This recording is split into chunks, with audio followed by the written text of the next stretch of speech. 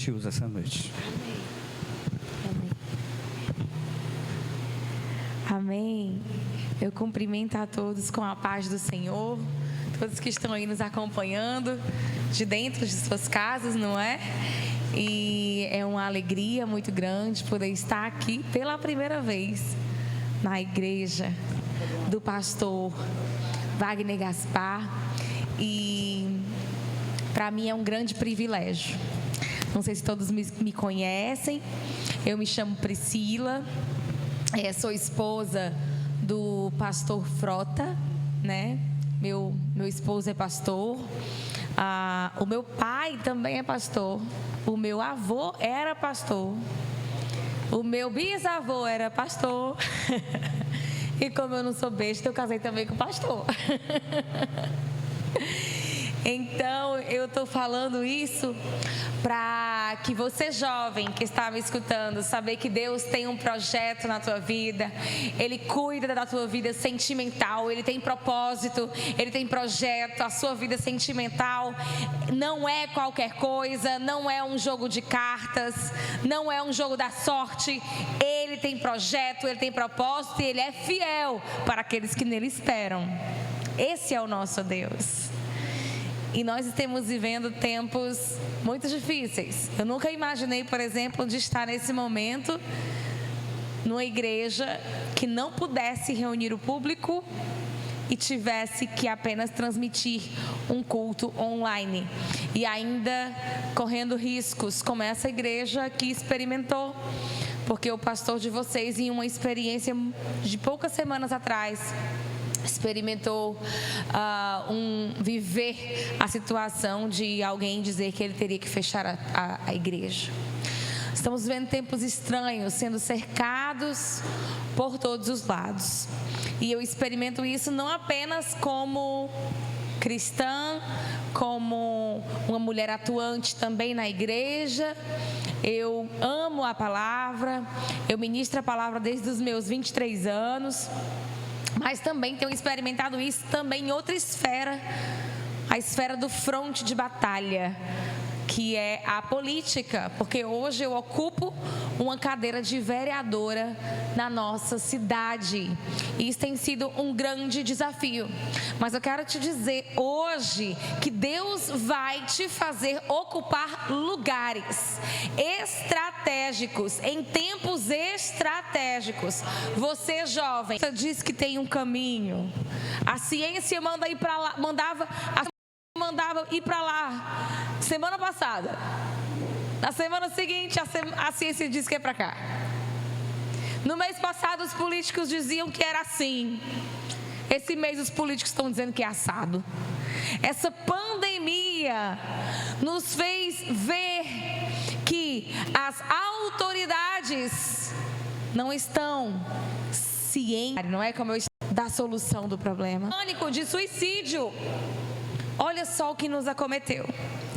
E eu lembro logo no começo, eu falei isso para o pastor Wagner Gaspar, a gente conversando, e eu falei para ele assim que algo que me marcou muito no começo desse momento foi o meu tio, o pastor José Wellington Bezerra da Costa, já com seus mais de 70 anos. Ele ainda usa o seu Instagram, ele que é pastor de uma assembleia, das Assembleias de Deus no Brasil, e eu acho muito lindo esse jeito dele de não parar, e o Instagram ele também fez. E no Instagram ele disse assim, que eu não esqueço: já comecei a quarentena já com essa injeção de um tio pastor com mais de 70 anos. E ele disse assim: para um mundo assustado, uma igreja corajosa. Para um mundo assustado, uma igreja corajosa. Porque o mundo, a igreja ela veio para servir ao mundo. O mundo precisa de luz, toma luz. O mundo precisa de tempero, toma sal. Nós somos o sal da terra, nós somos a luz do mundo.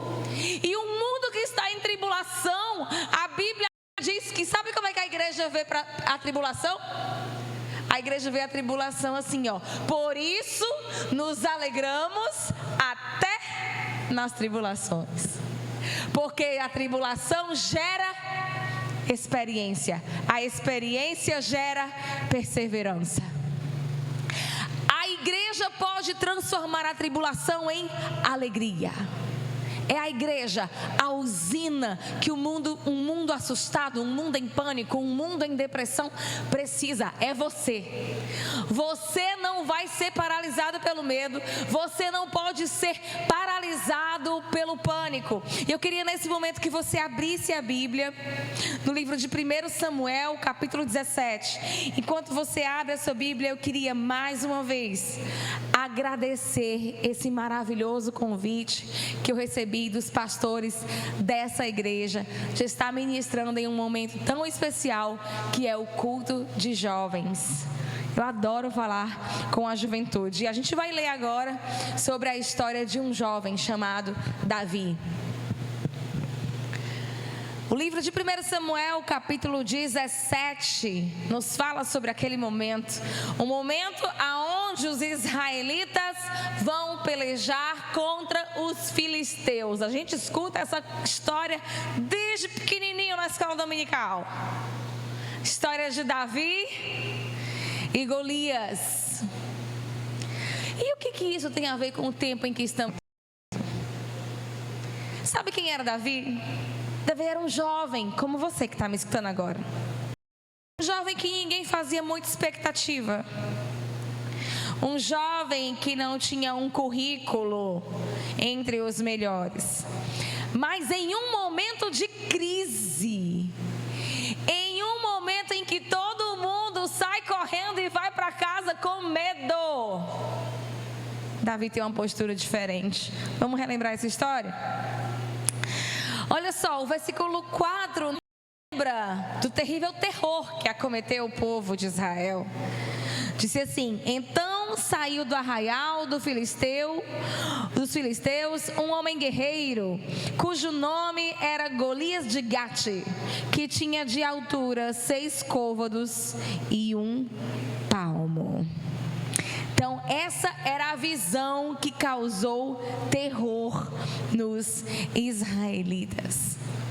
Agora eu queria convidar você a ler o versículo 24.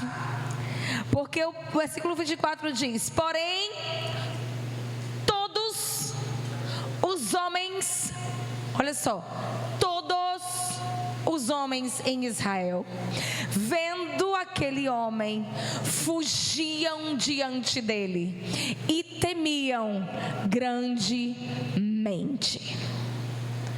É na cena em que uma nação inteira se entrega ao medo e ao terror que Davi tem um posicionamento diferente.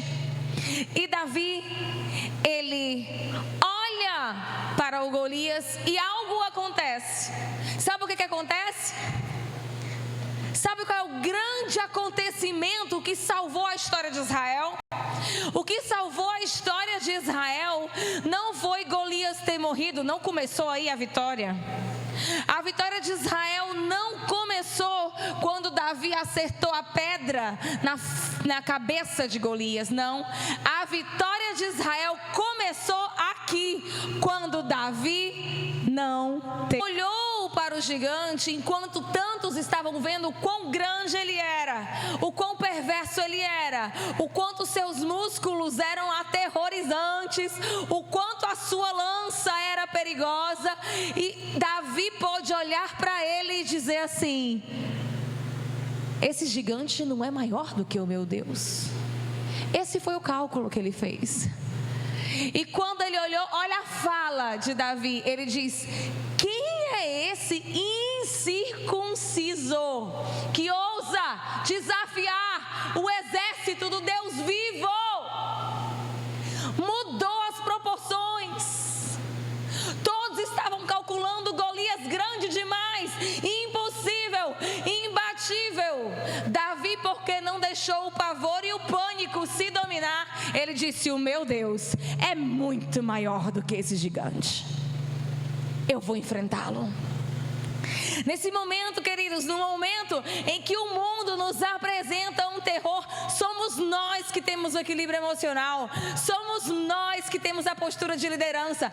É você que foi ungido pelo Espírito Santo de Deus, que olha, calcula e diz assim: essa situação não vai parar a igreja, essa situação não vai me fazer recuar, essa situação não vai deixar a depressão me dominar, mas é agora aonde a minha história vai marcar a minha geração. Deus está nos chamando para marcar esse momento. Esse é o convite do Senhor para ti, para marcar esse momento. E algo que eu acho fantástico é que no versículo 31, olha o que acontece no versículo 31. Depois que Davi diz isso, quem é esse incircunciso que ousa desafiar o exército de Deus vivo? Olha o que acontece no versículo 31. E ouvidas as palavras que Davi havia falado, as anunciaram a Saul, o rei, e mandou em busca dele. Porque Davi falou aquilo que creu, o rei mandou chamar. Muita gente está achando que o rei vai mandar chamar. Só quando tu estiver no lugar certo, no posicionamento certo, com a roupa certa. Tem gente que acha que o rei só vai mandar te chamar quando você tiver conseguido o emprego dos sonhos. O rei só vai te chamar quando tu estiver andando com a turminha descolada, quando tu estiver fazendo parte dos VIP, Very Important People, pessoas importantes. Não, o rei mandou chamar Davi pelo que ele havia dito. Sabe o que eu quero te dizer, jovem? Começa a falar aquilo que está no teu coração. Quem fala na tua universidade não é aqueles que falam a favor do aborto, não é aqueles que falam contra a família, não é aqueles que falam contra Deus.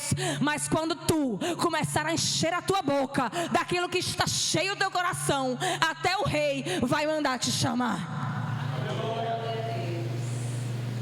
Davi encheu a boca do que estava no seu coração. Tem jovem por aí que tem medo até de dizer que é crente. Tem jovem que na escola, na faculdade, no emprego, ninguém sabe que é crente.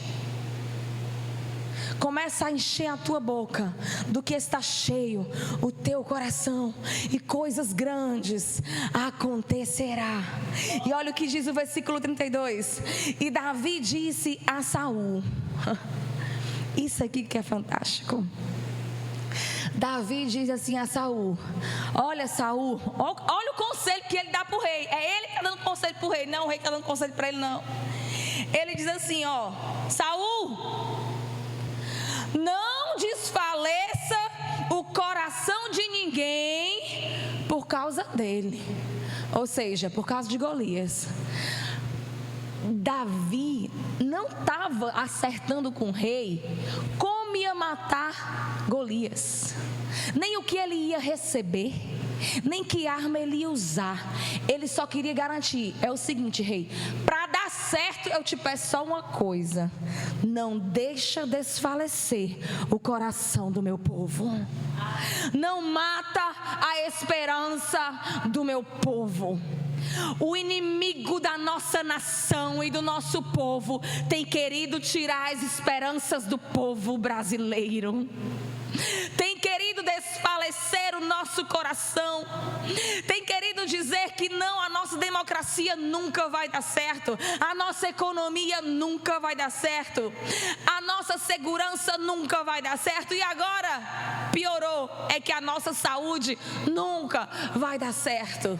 E hoje você, jovem, vai abrir a boca e vai dizer: olha, não deixa desfalecer o coração do meu povo. A Bíblia diz: guarda o teu coração, porque dele procede a fonte da vida. Davi disse: guarda o coração do povo. Nós, essa geração, fomos chamadas para reaquecer o coração de um mundo assustado. Um mundo assustado. A Bíblia diz: A Bíblia diz que Ele, o nosso Deus, não nos deu o espírito do medo, olha aí, mas da ousadia e da fortaleza. Sabe o que o nosso Criador está nos dizendo? O nosso Criador está nos dizendo que nós não fomos criados para ser cheios de medo. Nós não temos a configuração para receber o medo. Você está agora nos assistindo através de um computador, que ele tem que ter a placa da mesma configuração do modelo, o cabo, as conexões, tudo tem que ser parte da mesma configuração para o qual esse computador, esse celular e até essa câmera, tudo precisa ser da configuração lá da fabricante para poder dar certo. Se a gente colocar algo de outra configuração, não funciona. E Deus está nos dizendo, Ele não nos deu o espírito do medo. Com o espírito do medo, você jovem, não funciona. Às vezes tem gente que está com medo. Medo de perder amigo porque é crente, porque agora é crente. Medo de perder a oportunidade de curtir a juventude enquanto está na igreja. Medo de ficar sem emprego. Medo de perder o namorado. Medo de não casar. Tanto medo. Medo de ser rejeitado. Olha, Deus quer fazer uma obra na tua vida, o teu Criador, mas antes lança fora todo o medo, porque eu não vos dei o espírito do medo, mas da ousadia e da fortaleza. E é isso que Davi entendia. Davi entendia que sobre ele não poderia estar o medo.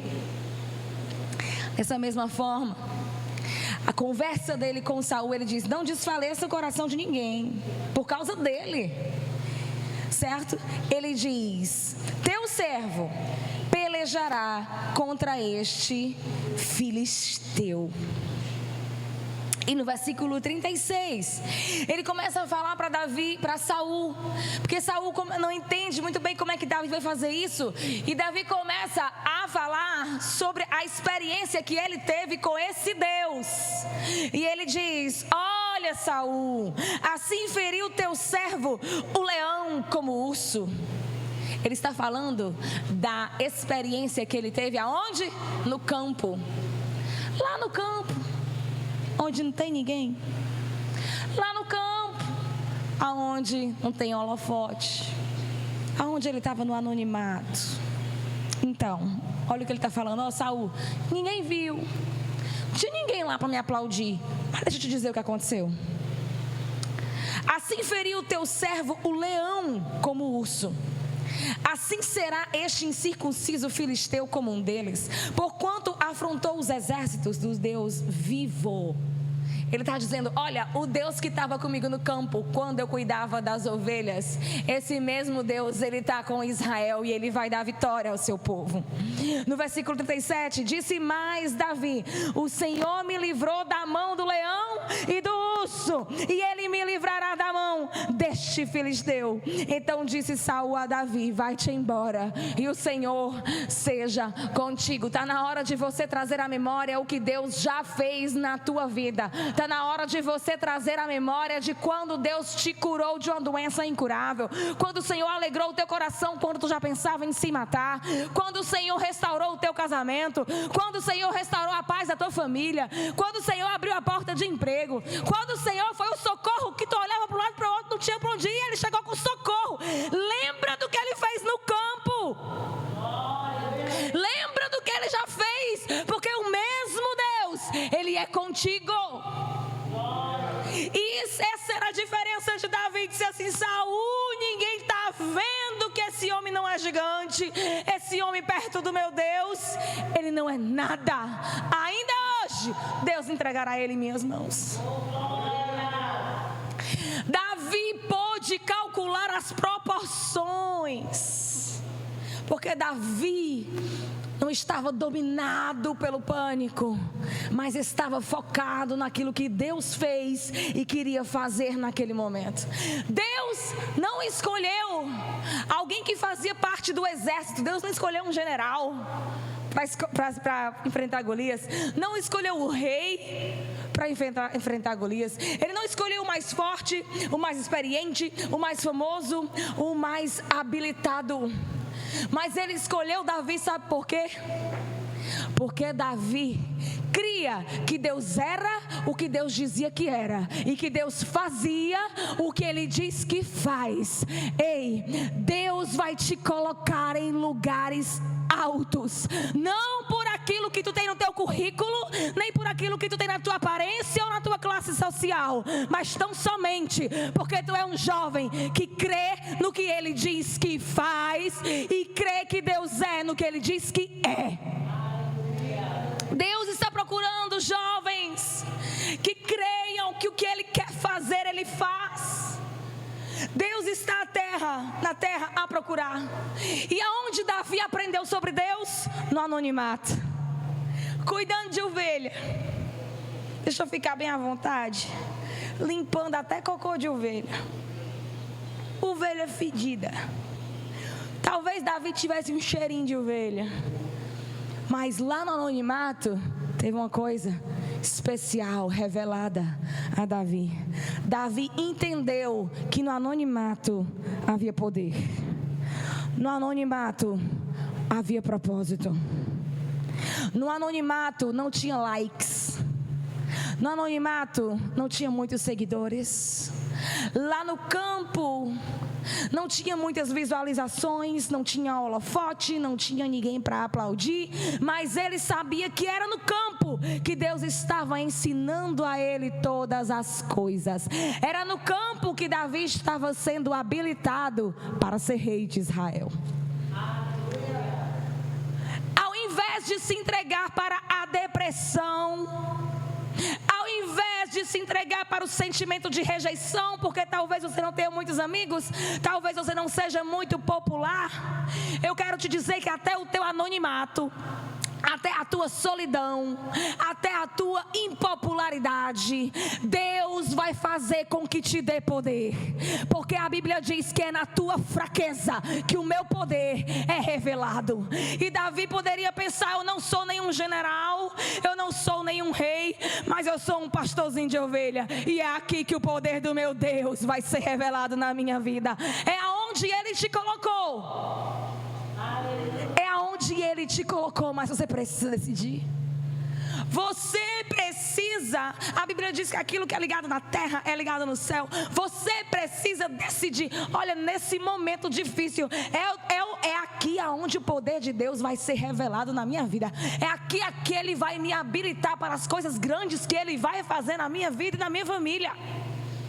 É você que liga. Aonde ligares na terra será ligada no céu. É você que liga. Somos nós, queridos.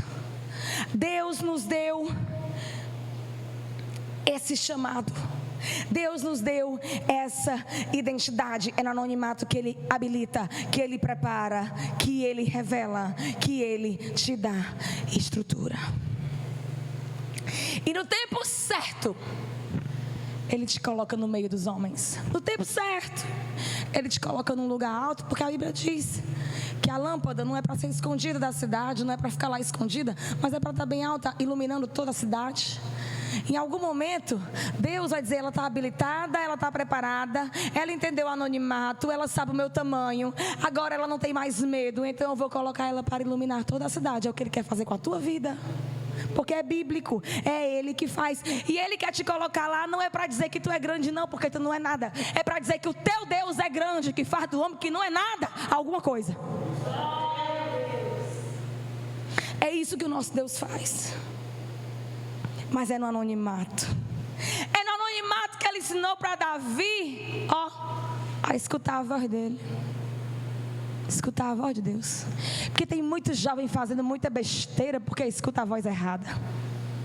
Escuta a voz de amigo que nem é crente é. Escuta a voz de amigo que é da igreja, mas não dá nem testemunho de que é crente fiel. É jovem que escuta o que a moda está falando, o que o Big Brother está falando, o que a internet está dizendo, o que os amiguinhos descolados estão dizendo. Ou até o que o teu sentimento está dizendo. Sabia que nem no nosso sentimento a gente pode confiar, porque a Bíblia diz que o coração do homem é enganoso.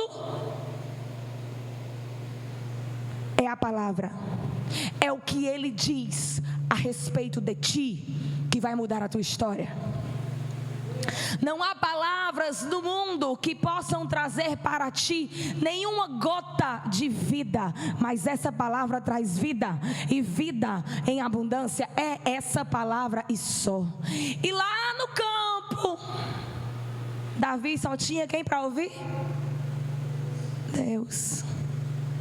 O campo a gente não escuta muita gente, até porque a própria Bíblia diz: as ovelhas conhecem a voz do seu pastor. Davi entendeu? Aprendeu a ouvir a voz de Deus. Aí quando Davi chega em outro lugar, que é mais difícil do que o campo, porque no campo só tinha ele e ovelha. Quem é que ia afrontar ele? Ninguém, só o urso, leão, que Deus dava vitória. Mas agora não, ele chegou num lugar que os políticos afrontavam ele, os general, o povo, todo mundo. E ele ainda era fedido, que fedia a ovelha. Vinha do campo trazer comida. Ele vinha para trazer comida. Ele não tinha nem função, nem serventia ali. Ele vinha para trazer comida para quem tinha serventia, para quem tinha função, para quem tinha cargo, para quem tinha alguma importância, algum reconhecimento. E ele aprende a ouvir a voz de Deus. E aí nesse novo lugar ele escuta novas vozes. Ele escuta a voz do irmão dele. A Bíblia diz que quando Davi diz: quem é esse circunciso que ousa desafiar o exército de Deus vivo? O primeiro a falar foi o irmão dele, Eliabe, que diz assim: ei Davi, o que é que tu veio fazer aqui? Tu deixou com quem as ovelhas? Eu bem sei da tua presunção, Davi. Te cala. Volta lá para cuidar das tuas ovelhas. Outro que falou foi Saul. Saul disse para ele, quando olhou para Saul, viu aquele menino ruivo, sem muita formosura, e disse assim: ele é guerreiro experiente de guerra, tu é moço, tu não poderás pelejar contra ele. Davi não escutou a voz de Eliabe, que mandou ele voltar para o campo. Davi não escutou nem a voz do rei, que disse que não poderia pelejar contra ele. Até Golias foi uma voz para paralisar Davi, porque ele disse assim, quando Davi aparece, ele disse: como é que é, Davi? Eu venho com lança, eu sou guerreiro, pronto, e tu vem contra mim com pau e pedra. Eu por acaso sou cachorro? Desdenhou da estratégia de Davi, desdenhou da performance, da aparência, do projeto de Davi, desdenhou. Mas sabe quem conseguiu desfalecer o coração de Davi? Ninguém. Ele já sabia: se eu desfalecer o meu coração, eu sou vencido. Se eu desfalecer o meu coração, eu sou derrotado. Por isso que quando ele se encontrou com o rei, a primeira coisa que ele disse: rei, tu me promete uma coisa: não deixa o coração do meu povo se desfalecer por causa daquele incircunciso filisteu. Será que você está apto a se preocupar com o coração do teu povo? Ou você já está entregando o seu coração para a derrota? Ou você já está entregando o seu coração para a dependência emocional, para a dependência sentimental? Sai de um namoro, vai para outro namoro, sai do namoro, vai para outro namoro, não consegue nem ficar sozinho porque é dependente emocional. É um coração que é dependente, é um coração que você não lidera. Você é liderado por ele, você é dominado por ele. A Bíblia diz, menina, a Bíblia diz, garoto, que ele te chamou para ser cabeça e não cauda. Então vamos começar sendo cabeça dos nossos próprios sentimentos, emoções, impulsos, instintos. Vamos começar dizendo assim: peraí, eu não vou deixar isso me dominar, não. Eu fui chamado para um projeto especial, eu não posso perder o foco, não. Eu não posso deixar esse sofrimento emocional me engolir, não, porque eu sou maior. O meu Deus está comigo. O meu Deus está comigo. E a Bíblia diz aqui no versículo 47. Aliás, vamos ler o 45 e o versículo até o 47. Eu gosto muito. Como é que está o meu tempo? Falta quantos minutos? O pastor está liberando geral, ó. Amém. Aproveita que aproveita.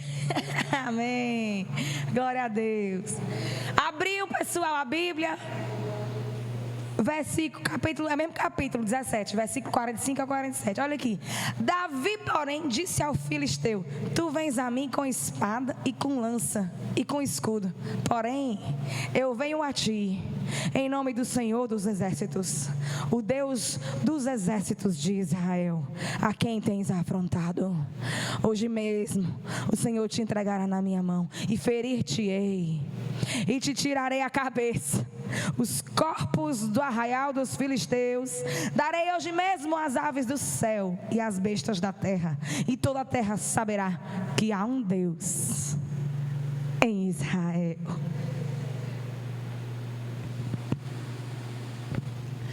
Davi não diz: todos saberão que o pastor de ovelha derrotou Golias.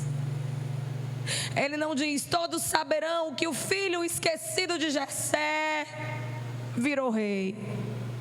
Ele não diz: todos saberão que aquele menino que vinha buscar comida foi quem libertou o povo dessa nação. Não. Olha a intenção do coração de Davi, juventude. Ele diz assim: todos saberão que há um Deus em Israel. Ele deu a vida dele para que todos soubessem que há um Deus em Israel. Quantos de nós estamos preocupados se há algum valor em nós, algum talento em nós, algum reconhecimento em nós, e Deus está te chamando para se entregar e correr risco de vida, para que todo o Brasil saiba que há um Deus no Brasil. Deus chama a nossa geração para dizer: eu quero que o mundo saiba que há um Deus no Brasil. Era isso que movia o coração de Davi. Todos saberão que há um Deus em Israel. Olha o versículo 47.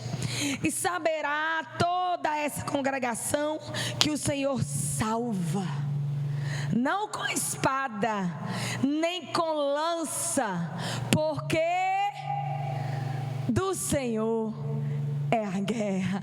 Olha aqui, deixa eu te falar. Ele está dizendo assim: o nosso Deus, Ele não salva, mas não é com arma. Às vezes você está querendo conquistar uma arma. Eu preciso conquistar algo, eu preciso conquistar um progresso econômico para poder ter valor nos projetos de Deus. Eu preciso virar pastor para finalmente ganhar almas para Jesus. Eu preciso ter uma arma. E Deus está dizendo para Davi: Davi, é com teu cajado e com teu amor pelas ovelhas que eu te farei rei de Israel. É com o que tu tem. Sabe por quê? Porque eu não sou um Deus que depende de armas. Eu sou um Deus que não depende de espada, nem de lança, nem de escudo, porque a Bíblia não diz que do Senhor é a arma, a Bíblia diz que do Senhor é a guerra, e quando Ele é dono da guerra, Ele também é dono da vitória. Ele é dono da vitória. É com o que você tem, Priscila, mas eu tenho tão pouco. Ah, Priscila, você diz isso porque você está numa realidade muito distante da minha. Eu estou aqui, a minha mãe tem dificuldade de pagar o aluguel, nem tem pai. Priscila, eu estou aqui, a minha mãe é uma analfabeta. Priscila, a gente está comendo hoje porque alguém trouxe uma cesta básica. Ei, eu quero te dizer que a Bíblia Sagrada diz que eu nunca vi o justo sem resposta, nem a sua descendência mendigar o pão.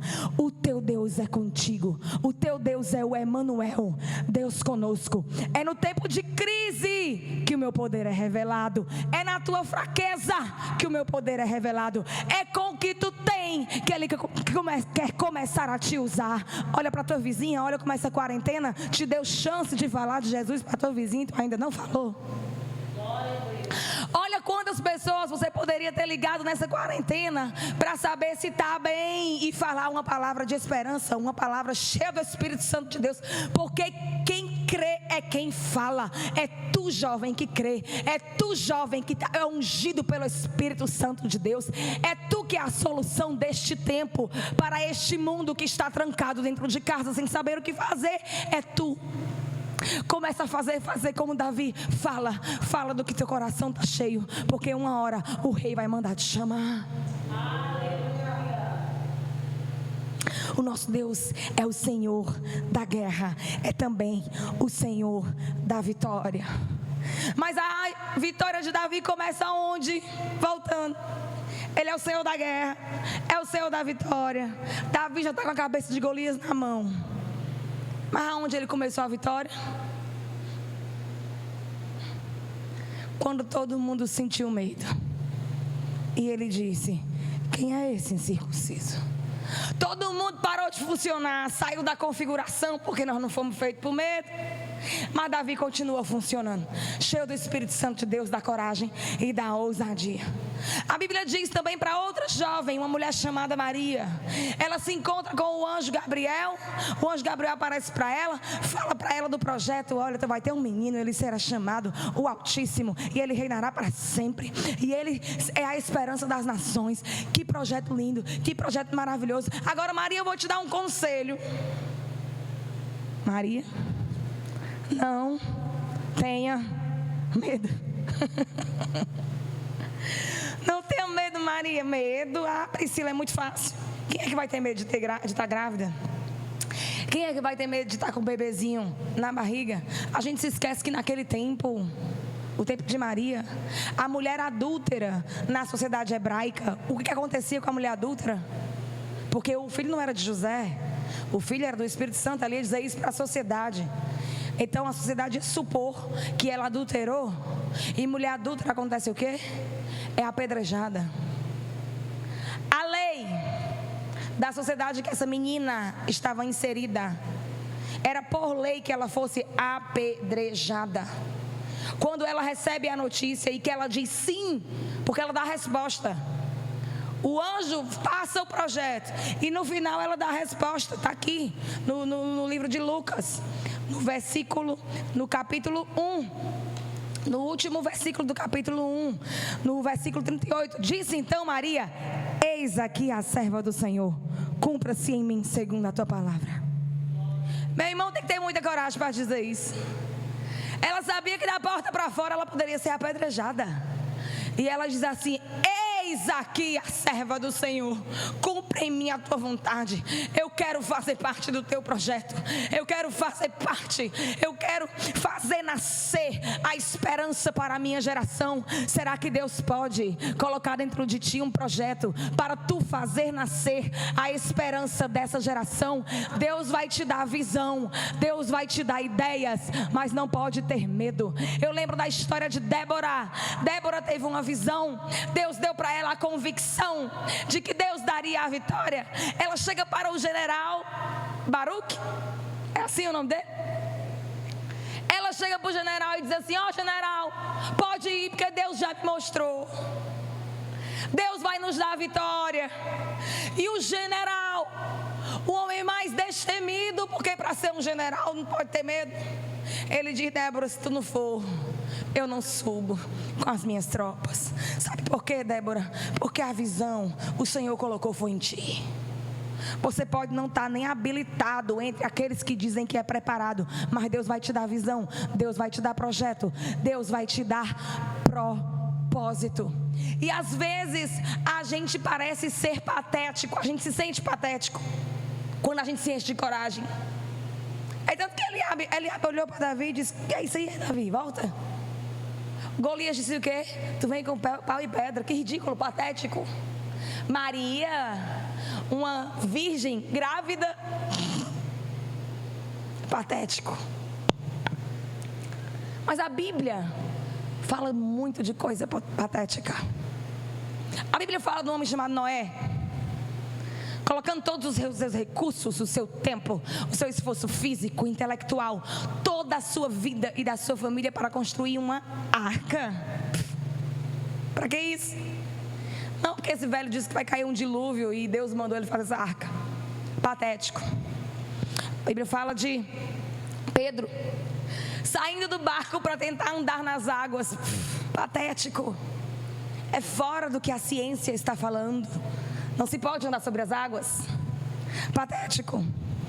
O menino com 5 pão e 2 peixinhos, como é que ele quer alimentar a multidão com uma lancheirinha pífia dessa? Patético. Caleb, um velho de 85 anos, se alistando para ir para a guerra e conquistar Canaã, a terra prometida. Patético. O que um velho quer na lista, se alistando para a guerra? Sara, estéril, mais de 90 anos, sentado numa cadeira de balanço, fazendo o enxoval do menino que ia nascer. A pessoa, as vizinhas passando, olhando para Sara, ela fazendo o enxoval, com 90 anos de idade, achando que ia ter um filho. Patético. Paulo e Silas, presos, injustiçados, espancados, cantando. É para amaldiçoar esse Deus, Paulo. E ele louvando ao Senhor. Patético. Da mesma forma, essa mulher patética, que teve que dizer para o mundo que estava grávida estando virgem, ela acreditou em um Deus que na sua Bíblia diz que Deus escolhe as coisas desprezíveis, patéticas desse mundo para confundir as coisas grandes. Deus usa as coisas que não são para confundir as que são. E a boa notícia é que o dilúvio caiu, a arca estava pronta. Noé e sua família cumpriram o propósito de Deus para a glória do Senhor Jesus. Davi matou Golias para a glória de Deus. Pedro andou sobre as águas. O menino com a sua lancheira alimentou toda a multidão. O velho Caleb guerreou em Canaã e possuiu a terra prometida. Sara teve o seu filho Isaque. Paulo e Silas cantando. Houve um terremoto. As cadeias se romperam e eles livres foram da prisão. E um homem nazareno, filho dessa virgem, foi crucificado na cruz do Calvário e foi colocado numa cena patética. Colocaram sobre ele uma placa dizendo: Jesus Nazareno, esse é o rei dos judeus. Mas esse filho dessa virgem, que se entregou numa cruz de forma patética, como um cordeiro, a nossa Bíblia diz que ele ressurgiu como um leão. E no terceiro dia ele ressuscitou. E o mesmo Espírito vivo que ressuscitou o corpo de Cristo, ele está na tua casa. Ele está chacoalhando o teu coração. Ele está nessa palavra querendo dizer para você: não tenha medo, porque até a morte eu venci. Eu venci a morte. E nós partimos da morte para conquistar a vitória. E eu te chamei para marcar essa geração, para definir essa geração com o espírito de coragem, de ousadia e de fortaleza, para a glória de Deus. Deus abençoe a todos que estão nos assistindo. E eu quero nesse momento fazer uma oração por você. Eu quero orar com muita honestidade. Eu quero entregar aqui o meu coração para clamar a Deus por cada jovem, cada família, cada irmão, cada irmã que está nos assistindo essa noite. Senhor, só Tu sabe o que essas pessoas têm passado durante esse período, Senhor. Mas Tu, Senhor, é o Deus que nesse momento ressuscita esses corações. Esperanças mortas, ressuscita agora. Planos mortos, ressuscita agora. Empregos, trabalhos que foram mortos, ressuscita agora. Ó Deus, em nome de Jesus, a autoestima fracassada, ressuscita ressuscita agora. Deus, em nome de Jesus, que o povo, Senhor, que te ama e que ora, se humilha diante de ti e clama pelo teu nome, Senhor, possa ser reerguido, Deus, para a glória de Deus, para que todos saibam que há Deus em Israel. Hoje o Israel de Deus é cada casa, é cada lar, é cada coração, é cada leito de hospital. Mas nós declaramos aqui na igreja de Antioquia que há Deus em Israel. Ele está entre nós e vem operar em nosso meio, para que todos saibam que tu é Deus. É no nome de Jesus que eu te peço, Jesus, e já te agradeço. Amém, amém e amém. Agradeço a todos.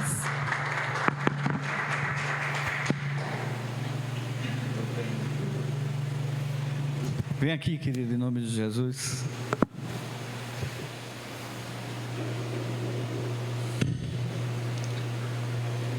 Existe esse momento que vai ficar na história. Esse aqui é o começo de uma grande luta que a gente vai travar ainda.